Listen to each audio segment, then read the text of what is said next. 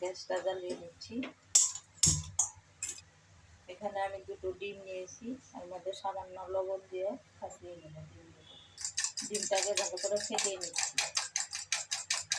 এবার কড়াইতে সাদা তেল দিচ্ছি সামান্য।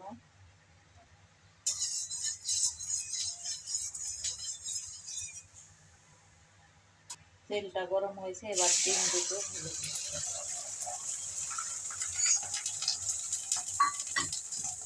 ডিম দুটোকে ভেঙে নিচ্ছি, যেভাবে আমরা চাউর মধ্যে ডিম দিই সেভাবে ডিমটাকে ভেজে নেব।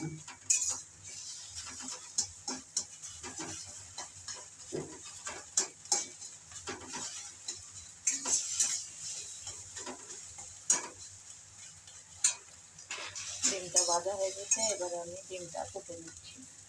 ওই কড়াইতে আমি 1 কাপ জল দিচ্ছি। এখানে আমি দুটো ম্যাগি দিব, দুটো ম্যাগি দিয়ে দিচ্ছি। ম্যাগি দুটো দিয়ে একটু ঢাকা দিয়ে দেব।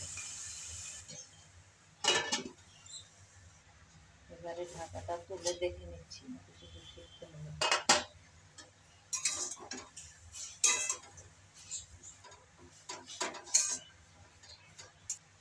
এবারে ভেজে রাখা ডিমটা দিয়ে দিচ্ছি, কাঁচা লঙ্কা কুচিটা দিয়ে দিলাম। একটু নেড়ে ম্যাগি মশলাটা দিয়ে দেব।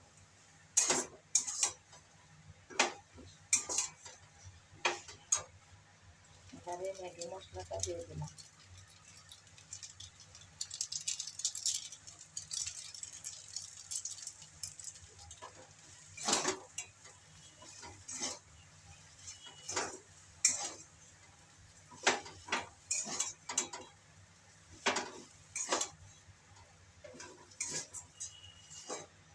এবারে গ্যাসটা অফ করে দিচ্ছি, একদম রেডি হয়ে গেছে।